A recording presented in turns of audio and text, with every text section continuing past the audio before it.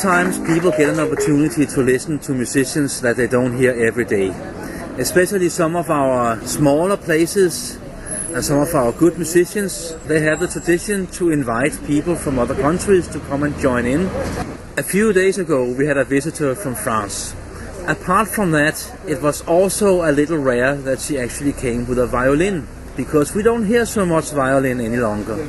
Unfortunately we don't, and especially not the more swinging styles. So I've met her, and the name is BUGALA. Yay! We found a little cafe, we have some noise from the streets, but that's very French actually, I think. Absolutely. Absolutely. And welcome to Denmark. Thank you very much, Christian. Is that the first time you are playing here? It's not my first time here, it's my second time, and actually the third time I have been in Copenhagen. So the first time I went here because I've heard about Copenhagen, the jazz scene in Copenhagen, the musicians especially. I've heard about them. I've heard about them being crazy good musicians. So I wanted to come here and get inspired. Actually. So there's a certain professionalism that you were actually searching for there. Yes, and inspiration. So this is really what I like to do. It's to go in places I don't know and getting another vibe, another way of playing jazz. Talk about the professionalism. Would you say the same if you were sitting in Germany, in Belgium, in Holland, or whatever? Or is it a certain Danish phenomenon? To be truth, I don't know, because I haven't traveled so much. No. I think it depends. I think you can find very professional musicians all around the world. But I haven't been so long in Germany or in Denmark, so I cannot say. So you cannot really tell? No. But you hooked up with a guy here that we know, all of us, especially the ones, our listeners, and also Kjeld Lauritsen. Yes. Where did you meet him? I met Kjeld at La Fontaine Jazz Club. I will always remember this meeting because it was a Sunday. And So you met him when you were here on a holiday, or? Yes, it was my very first time in Copenhagen, and I was searching for some great musicians. My musician friends told me. So you had brought your violin? You had it with you? Absolutely. Yes. And I knew that on Sunday there is some jam sessions. And I came in at La Fontaine and Kjeld just saw my violin. I don't know how, because usually people don't see that I have a violin on my back. And he right away he just asked me to play. What did you do? Do you remember what the number was? What did we play? I don't remember. To be true, I don't remember. But I remember that he really made me feel very comfortable. He asked me if it's okay if I'm playing on the AER amplifier, which is my very, very favorite. And I thought, I'm gonna have an awesome time here. So I was very well welcomed in La Fontaine. We have to talk a little more, but you also brought a CD that you made a couple of years ago. Yep. This is not actually the repertoire that you were doing at La Fontaine. Yes. It's some of your own songs, most of them. Yes. And we have picked one from the album that we just want to, just so listeners can get an idea of how you play. Yeah. This is Homme Libre. So this is more like gypsy jazz for me. It was inspired by the gypsy jazz, the jazz manouche style actually. But in this one we don't have the pompe manouche, which is the way the guitar player are playing this style is like they are always emphasizing the chords always on each beat. And I wanted to be more light. So the guitar player, you can hear that he's not emphasizing each beat, and I like it because it's much more light, in my opinion. All right. It's a small little piece. Here it comes.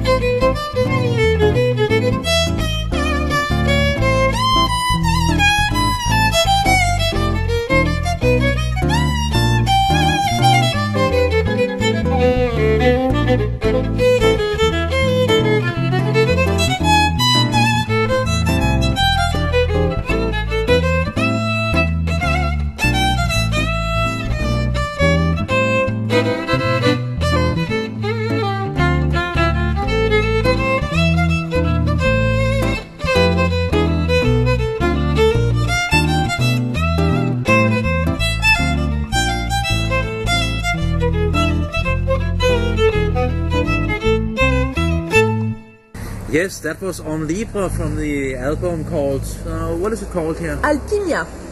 What does that mean? So it's basically from alchemy, alchemia. So it's it's about connection between people. It's also some magical, mystical idea. It's a lot of ideas actually in this. It's my very first album that I made myself, autoproduit, as we say in French, and so we tried some way of playing with all the band.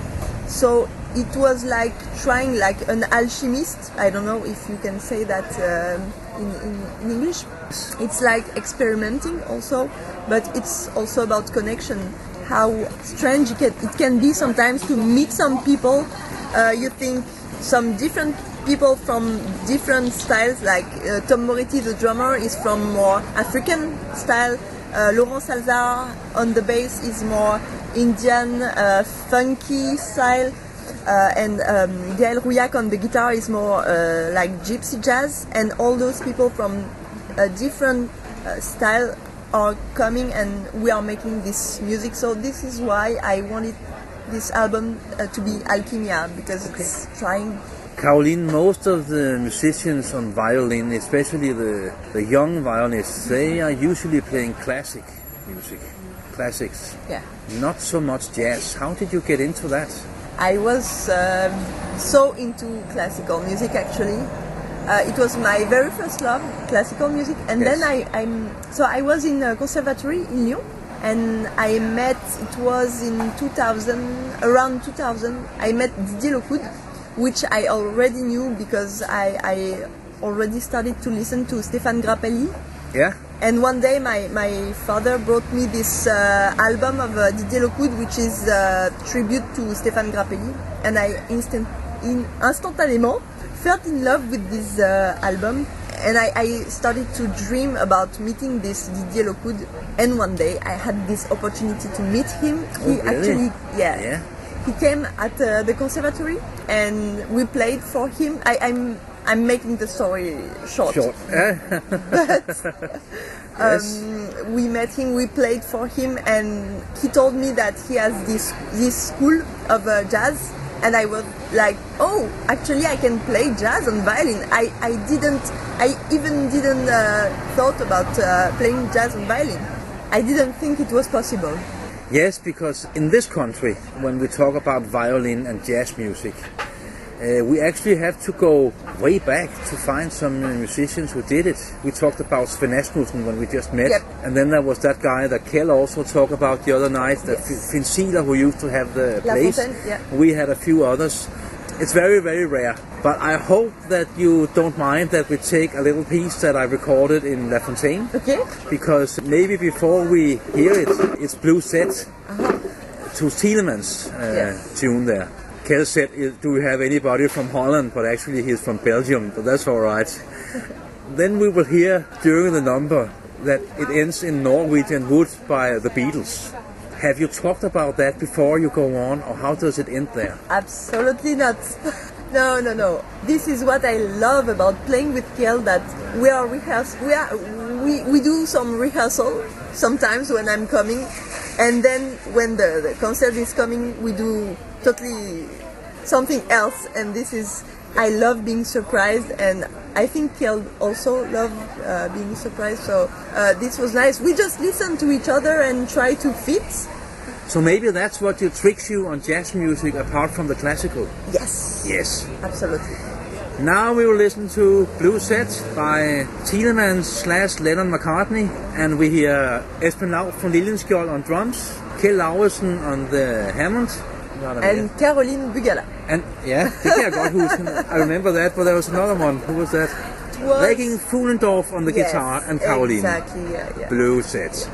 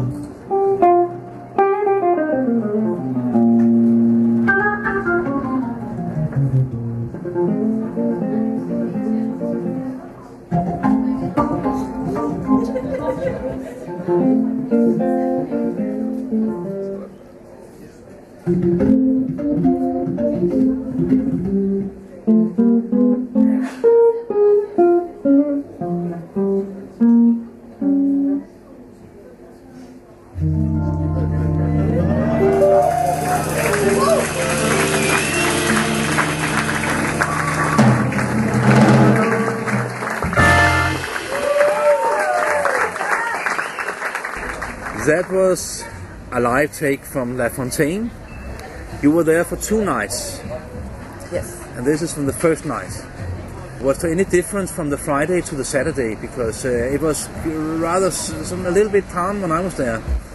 Then on Saturday it usually blows up a little bit. It's always different because we are improvising. So, sometimes your mood even change, and it changes the way you play a ballad or you play a blues. So it's always changing, I think. Do you do a lot of traveling around in Europe and other countries? I'm trying as much as I can because I feel that this is really inspiring for music and also for composition. So you get inspiration to produce new songs, to meet new people, Yes. How about your own country? How much jazz violin can you do there? What do you mean? Well, is there a lot of jobs for jazz violin in France? Depends on. It's très relative. I'm okay. This is. I don't know how to put it because if you compare. Do you have some competitors? Oh yes. Okay. Yeah. I know what you mean now. Yeah. Yes, absolutely. Yes. So in France we have a lot of jazz violin. You do? Players. Yeah. Yes. Ah, okay. And that was my question. Yes. Okay. I get that. We have a lot of jazz violin players because of this school. I think of Didier Lecoud. And also the culture of Stéphane Grappelli, then Didier Lecoud, then Jean-Luc Ponty also, which is a French jazz violin player, which is more famous in the US actually. But he is great. He was a great inspiration for Didier Lecoud. Maybe we have something with the jazz violin in France. But how about the French jazz scene? Does it have room for all types of jazz at the moment, or how is it? Does it give enough space to certain styles, or is it? So it's a tricky question because, in my opinion, when I hear radio, if I can speak more like an outsider. Yeah. If you hear radio and put some jazz radio, I will not say the exact name of French radios, but sometimes it's strange because you can hear a lot of funky stuff and not really jazz. It depends on the channel, and some of the jazz radio are more funky, some are more old-fashioned jazz or gypsy jazz. Maybe I would miss some more like I love is Björn Svensson trio, this kind of jazz. But there is some channel that they put also some more mixed. But I think now, apart from La Fontaine where you were playing the other day, which is a rather a going out place, then here in Denmark the jazz music has very hard time getting in touch with the young people. Is it different in France, for instance? Do you know that there's a lot of young people listening to jazz, or how is it? Do you mean if young jazz musicians are listening to? Well, there are young jazz musicians, but the audience here is getting rather old. I mean, we have we have a hard time getting connections with the young people with jazz music. If your audience is old, so we are like dinosaurs. Okay. Yeah? Well, that's all right. Dinosaurs are very popular at the moment, but Steven Spielberg and all that. Caroline, we have to pick another song from your album. I actually had the opportunity of picking a few ones out. We have one called Lukey. Yep. Can you tell a little bit about that? So it's a John McLaughlin tune. Thought I was as well pick one that you didn't write yourself. Yeah. I really love that one because it's more Indian with some rhythmical tricky stuff, and I really love that rhythmical stuff. But it's always like dancing. I love that it's not too much of a mathematic, but also staying in the dance mood. And I really like this energy of Indian music mixed with the jazz.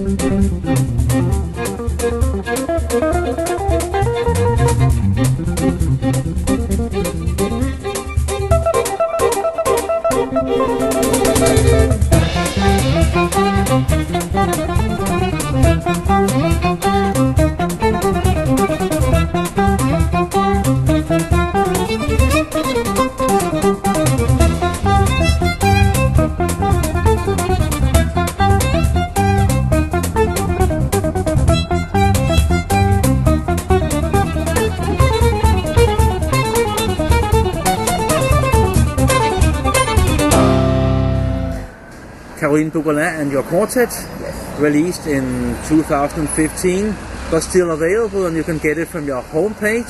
Yes. Yes. That's it. Caroline, what are your dreams? Oh. You have some dreams. Yes, always. What are they? What are your musical dreams? We have to dream big. Yes. Yeah. So my musical dreams, actually, it would be to meet as much as great musicians as possible, because it's, for me, my goal is to evolve always and always. I don't really have a very specific goal. I'm trying to improve myself. So now, like, my goals would be to go in New York. I have there some few friends, and also I know that I can play there. And for me, the next how to say chapter would be to get inspired by New Yorkers, because they are really incroyable. They are crazy good. And the energy is also very communicative. So I need that, and we never know where it brings me. The good thing is that music is a worldwide language. Yes. Everybody can speak together as long as it's music, no matter where you come from and what language you speak and your culture and so on. It's a connection between people. Yeah. Yeah, absolutely. Maybe one of the only things that actually can get us together at all. Yes. And today you are how old are you? Oh, I'm I'm very old. No, you're not. 34. 34. So you have at least 50 more years on stage. Oh, and I hope more. At least 50. Yeah. Yes. And that was Caroline BUGALA. Thank you for visiting Copenhagen. Thank you for having me. Your bus is ready. Yay! Your bus is coming. Bye. Yeah. Bye.